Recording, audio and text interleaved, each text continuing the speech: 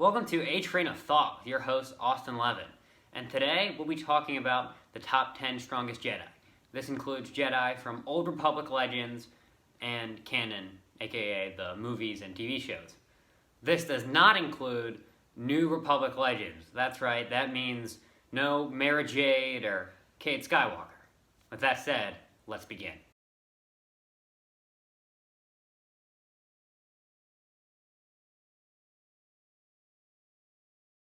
At number 10, I have Mace Windu. Now, what gives Mace Windu the number 10 spot on this list is his win against Darth Sidious. Now, granted, Darth Sidious underestimated Mace Windu in that fight, but Mace Windu was still able to win the fight, and a win is a win. However, it is one win, and one win is not enough to get him higher than number 10.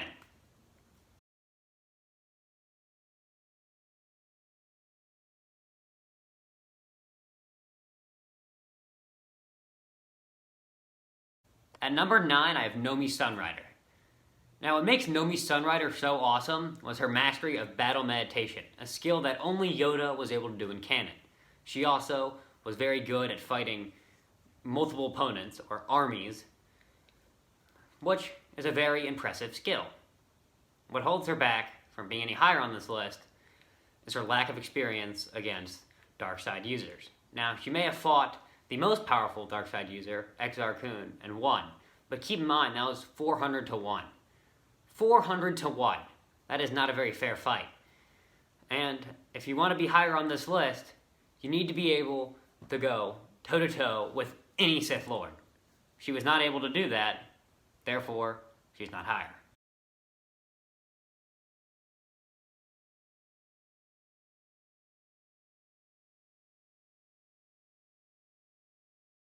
At number 8, I have the Outlander. Now, the Outlander has a very impressive resume. He beat Valen, one of the Emperor's children. This is the Old Republic Emperor, keep in mind. He was able to beat Arcan, the new Emperor, after the previous Emperor, Vitiate, had been rumored to be dead, killed by Arcan's hand. That was obviously not true. And his last and arguably biggest achievement was a mental battle victory against Darth Vitiate. Keep in mind, though, that was not Darth Vitiate in his prime. This is a very good resume, and that is what keeps him, or gives him, the number 8 spot.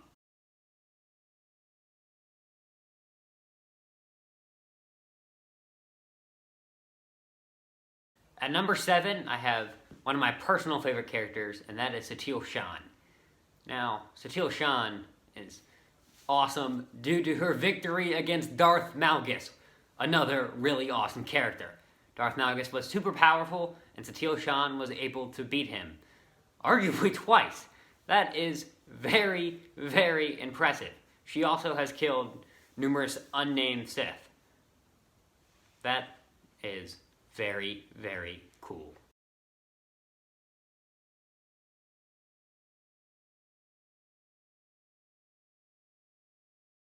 At number 6, I have my personal favorite character, and that is Meetra Surik, better known as the Jedi Exile.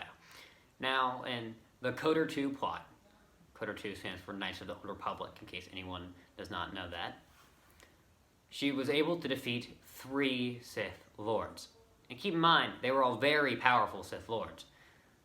First, beating Darth Nihilus. That's right, Darth Nihilus. The man, the myth, the legend, in a duel. She also beat Darth Sion 4 separate times in a duel until she then forced him to commit suicide. She then bested Darth Traya, aka Kreia, in a duel in which she finished Kreia off.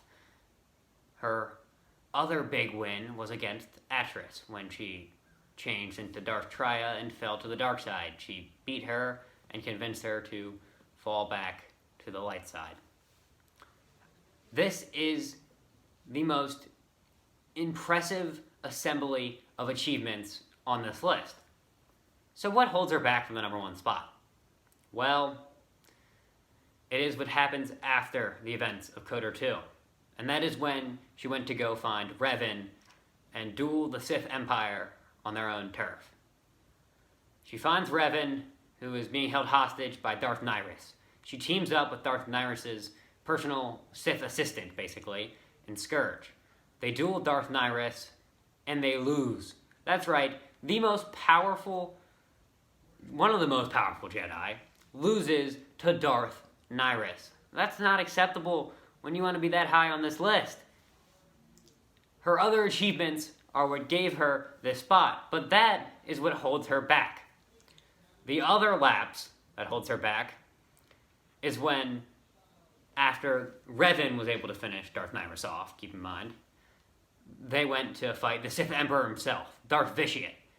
Vitiate bested Revan in a duel, and Meetra Surik jumped in to save the day, and she threw her lightsaber at Vitiate, but she aimed for Vitiate's lightsaber instead of for the head. That was a mistake, because if she would have thrown at Vitiate's head, Vitiate would have died. But if Vitiate would have died, since he was holding Revan's own lightsaber to Revan's throat at the time, dying would have caused him to fall forward, presumably, and kill Revan. She chose her friendship for Revan instead of the fate of the galaxy. Luckily, Vitiate was able to be killed by someone else on this list, but she could have had all that glory for herself and the number one spot.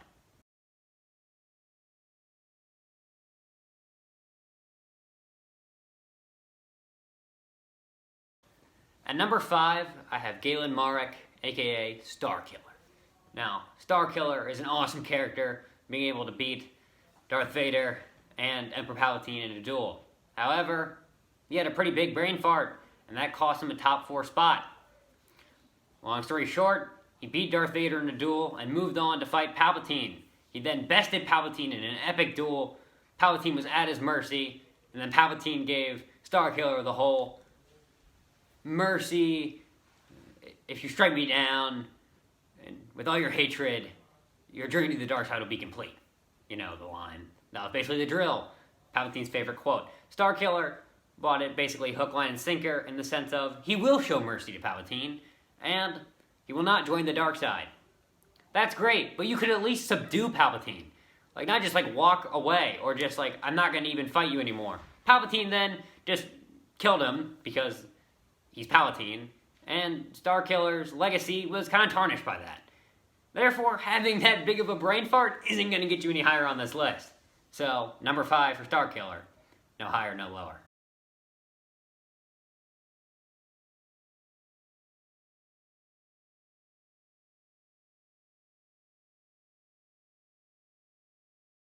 At the number 4 spot, I have the Hero of Tython. The Hero of Tython was able to beat Darth Angral and Darth Vitiate. Darth Angral, a win against him, very impressive. A win against Darth Vitiate, very, very impressive. Not many people can beat Vitiate. He is one of the most powerful Sith Lords of all time. Definitely top 3.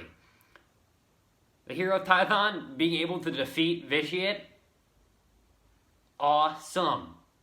Bodes very well for him. So, top 4 for the Hero of Tython.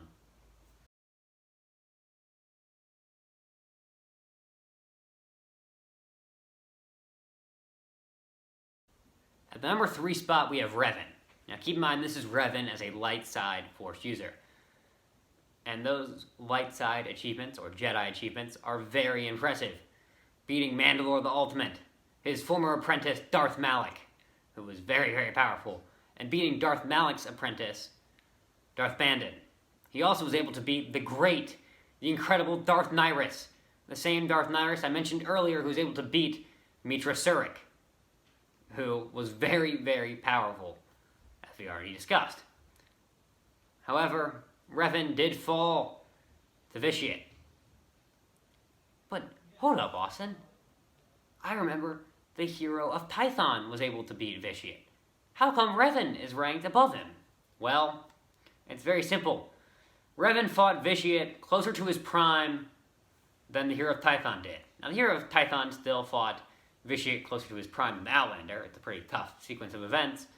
But Vitiate was closer to his prime when he fought Revan. He was ready to go. He had set this trap. It was ready. It was go time for Vitiate. And Revan didn't really stand a chance then. the hero of Tython is very, very strong. But compared to Revan, his achievements are really nothing. They're good enough to get him in the top 4, but they don't get him past Revan. And therefore, I can confidently say Revan is number 3 on this list.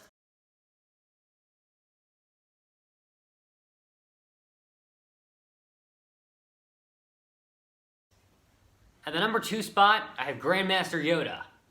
Now, Yoda is an awesome character. Anyone who's watched Star Wars should know how awesome Yoda is. However, why isn't Yoda 1? Well, for starters, he has no dark side Force user kills, which, for someone as Yoda's caliber, or in Yoda's caliber, you would expect him to have. However, that actually isn't what holds Yoda back from the number 1 spot. What holds Yoda back from the number 1 spot is, I feel like Yoda never really learned from his mistakes. Now, Austin, what could you possibly mean by saying that? He's Yoda. Well, if you remember Attack of the Clones, Count Dooku threw some debris at Yoda to cover his escape when he was clearly bested by Yoda in a duel. Yoda stopped the debris from hitting Obi-Wan and Anakin, instead of throwing the debris back at Dooku's ship. Now, if you watch the first episode of the Clone Wars, Ventress does the exact same tactic. Yoda has her bested and is going to arrest her, and she throws some debris at Yoda. Yoda saves the debris from hitting innocent bystanders instead of throwing it at Ventress's ship, as she was using that debris distraction to cover her escape. He should have learned from what happened in the fight with Count Dooku and thrown that debris right back at Ventress. There would have been the Sith kill he needed, and would have been very, very awesome to see. Unfortunately, Yoda did not do that, so unfortunately, Yoda is not number 1.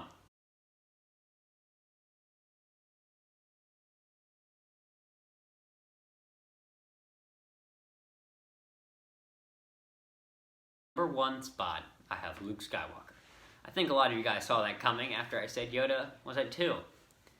But then this brings up the question, why is Luke at number 1 if he couldn't block Force Lightning? Well, if you recall, Yoda was able to block Force Lightning with his bare hands. Well, there's more to just blocking Force Lightning. There is teleporting yourself to another planet and destroying a bunch of Kylo Ren's army while you're somewhere else entirely, and then toying with Kylo Ren in a duel after you teleported yourself. That is awesome.